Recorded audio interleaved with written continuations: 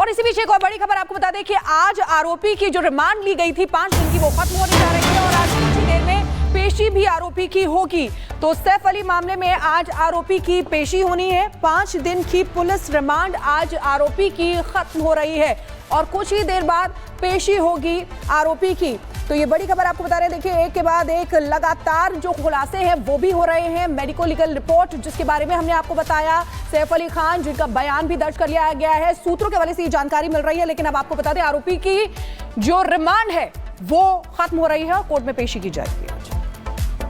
और चलिए आगे बढ़ते और बात कर लेते हैं घुसपैठियों देश छोड़ो। जी हां, अब इसे लेकर लगातार एक्शन दिल्ली में भी शुरू हो चुका है। आधी रात दिल्ली पुलिस ने छापा मारा है। तो दिल्ली में आधी रात बांग्लादेशी घुसपैठियों की जांच की गई, लोगों से पूछताछ भी की गई, दस्तावेज भी खंगाले गए। दिल्ली पुलिस हो, बीएसएफ के जवान हो और साथ ही साथ गुजरात पुलिस की ओर से भी छापेमारी देखने को मिली है। Delhi police, BSF, Gujarat police ने छापा मारा, लोगों से पूछताछ और दस्तावेज खंगाले गए। हाउस होल्ड्स की अगर बात करें तो हज़ारों में हमने हाउस होल्ड्स अभी तक वेरीफाई किए हैं और एक तरह से सैकड़ों में संदिग्ध हमें मिले, जिनके जहाँ के भी वो बेसिकली रहने वाले थे, जहाँ के आधार कार्ड या डॉक्यूमेंट्स उन्होंने बताया, वहाँ पर टीम्स हमने डिस्पैच करके उनको वेरीफाई करवाया है। अब तक 10 बांग्लादेशी हैं जिनके डिपोर्टेशन का प्रोसेस वेस्ट दिल्ली से हमने शुरू कर दिया है। बाकी डिस्ट्रिक्ट्स भी साथ ही इस पे लगे हुए हैं और ये प्रक्रिया पश्चिमी ज़िले में भी और बाकी ज़िलों में भी अभी भी लगातार जारी है जांच की। तो रात के समय पे विशेष तौर पे अभियान चलाने का मकसद ये है कि परिवार के जितने भी सदस्य हैं वो सभी वहीं पर मिलें और उनका वेरिफिकेशन प्रॉपरली करवाया जा सके। सब लोग एक साथ मिलते हैं तो क्रॉस क्वेश्चन करने की, उनसे एक दूसरे के बारे में अगर कोई मान लीजिए संदिग्ध पाया जाता है तो एक दूसरे के बारे में सवाल करने की संभावना भी हमारे पास रहती है। और चलिए अब बात करते हैं बिहार की, क्योंकि बिहार में वर्चस्व की लड़ाई देखने को मिल रही है और बाहुबलियों के बीच में गैंग वॉर हो रहा है। बाहुबलियों का बदलापुर देखने को मिल रहा है, जिसकी वजह से बिहार गोलियों की आवाज से थरथरा रहा है।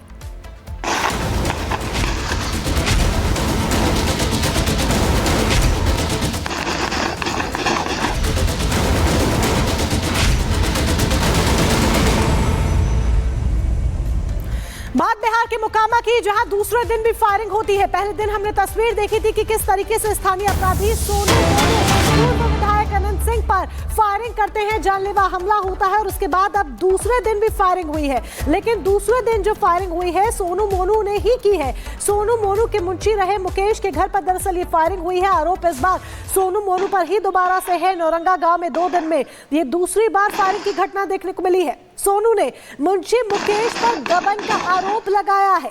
अनंत सिंह ने सोनू मोनू पर मुकेश से मारपीट का आरोप लगाया था। इसी को लेकर कल नौरंगा गांव में गैंग वॉर हुआ था। तो ये स्थानीय अपराधी हैं सोनू मोनू।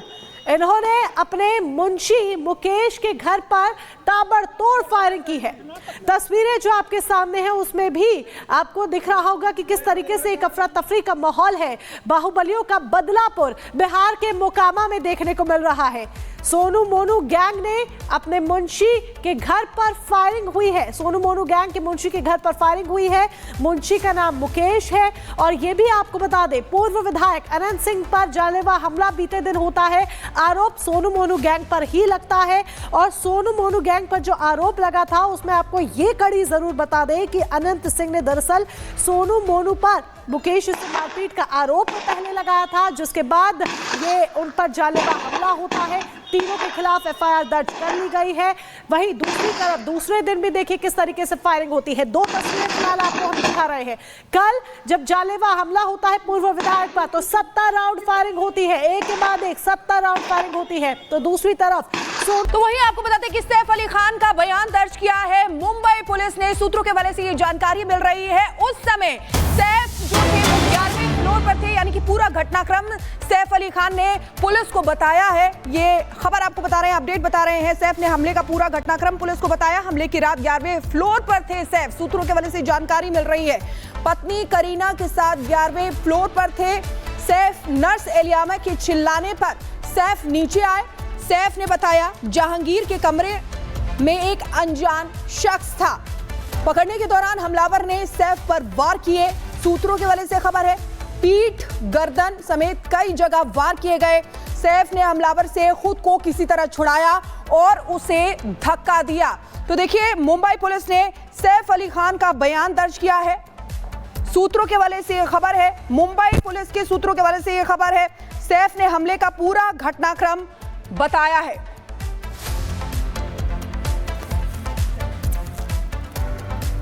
तो देखिए, कई सवाल हैं और उन सवालों का जवाब बहुत ज्यादा जरूरी है। सैफ ने सच क्या बता दिया है, ये एक बड़ा सवाल जिसको लेकर आपको ये बता दें कि सैफ अली खान पर हमले का दरअसल ये पूरा मामला पुलिस ने सैफ अली खान का बयान दर्ज कर लिया है और इसी का इंतजार था कि सैफ अपने बयान में क्या कहते हैं। 16 जनवरी को 11वीं मंजिल पर थे सैफ करीना। सूत्रों के हवाले से ये जानकारी मिल रही है कि बयान में कहा गया है, मेड इलियामा फिलिप की चीखें सुनकर सैफ भागते हैं, नीचे की तरफ आते हैं, जहांगीर के कमरे की तरफ भागे। सैफ और करीना दोनों जहांगीर के कमरे में सोती थी। इलियामा फिलिप जो कि मेड है और जहांगीर का ध्यान रखती थी, जहांगीर के कमरे में ही वो सोती थी इलियामा फिलिप। सैफ करीना ने अजनबी शख्स को फ्लोर पर देखा कि कोई अजनबी शख्स है उनके फ्लोर पर। हमलावर ने सैफ पर चाकू से एक नहीं, दो नहीं, बल्कि कई हमले किए। बार बार अटैक किया सैफ अली खान पे, कुल 6 बार किए। सैफ की पीठ, गर्दन और कई जगहों पर इस हमलावर ने अटैक किया सैफ अली खान पर। सैफ की पीठ, गर्दन और कई जगहों पर उसने वार किए। गंभीर रूप से सैफ जख्मी हो गए, जिसमें से 2 जो वार थे वो बहुत गंभीर थे, उनकी जान पर भी बना सकती थी। लेकिन बात अब सस्पेंस की कर लेते हैं, क्योंकि सैफ और सच के बीच का जो सस्पेंस है वो लगातार बना हुआ है। अब ये सस्पेंस जिस तरीके से बना हुआ है, ये गुत्थी कब सुलझेगी, एक बड़ा सवाल हो जाता है। रिपोर्ट देखें।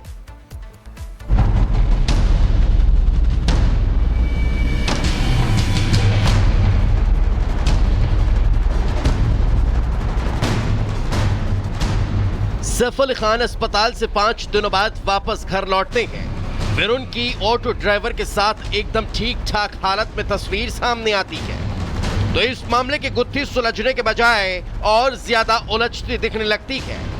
सवाल उठते हैं कि सैफ अली खान पर 6 बार चाकू से हमला हुआ तो सिर्फ 5 दिन में वो ठीक कैसे हो गए। सवाल ये भी उठ रहा है कि केवल 7 दिनों में ही गंभीर सर्जरी के बाद सैफ इतने फिट कैसे दिखाई दे रहे हैं। सवाल यह भी हो रहा है कि जब सैफ ठीक है तो फिर पुलिस के स्टेटमेंट से क्यों बच रहे हैं। सवाल उठाने वालों में फडणवीस सरकार में मंत्री नितेश राणे हैं। बघा बांग्लादेश पहिले काय करतात त्या मुंबईमध्ये, त्या सैफ अली खानच्या घरात घुसले, म्हणजे नालायक बघा किती आहेत। पहिले फक्त नाक्यावर उभं राहायचे, आता घरात घुसायला लागलेले आहे।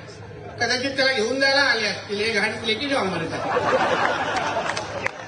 जायला। तो एवढा तो असा बाहेरून चालत होता, मलाच संशय राहिला का घरात चाकू मारला की ह्यांनी कुठेतरी असंच ऍक्टिंग करून बाहेर निघाला, असं टुन करून असतंय ते।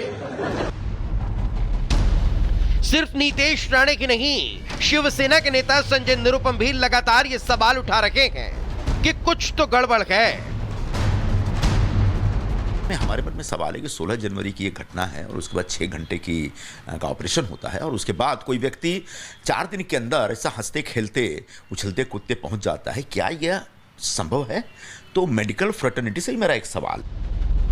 नीतीश राणे और संजय निरुपम जिस तरह से सवाल खड़े कर रहे हैं, उससे पुलिस की थ्योरी पर भी सवाल खड़े हो रहे हैं। ऐसे सवालों से मुंबई पुलिस और खुद सैफ के परिवार को पर्दा उठाना चाहिए। सैफ अली खान मामले में जांच की प्रक्रिया लगातार जारी है, लेकिन वो सब कुछ जांच अभी संदेह के घेरे में है।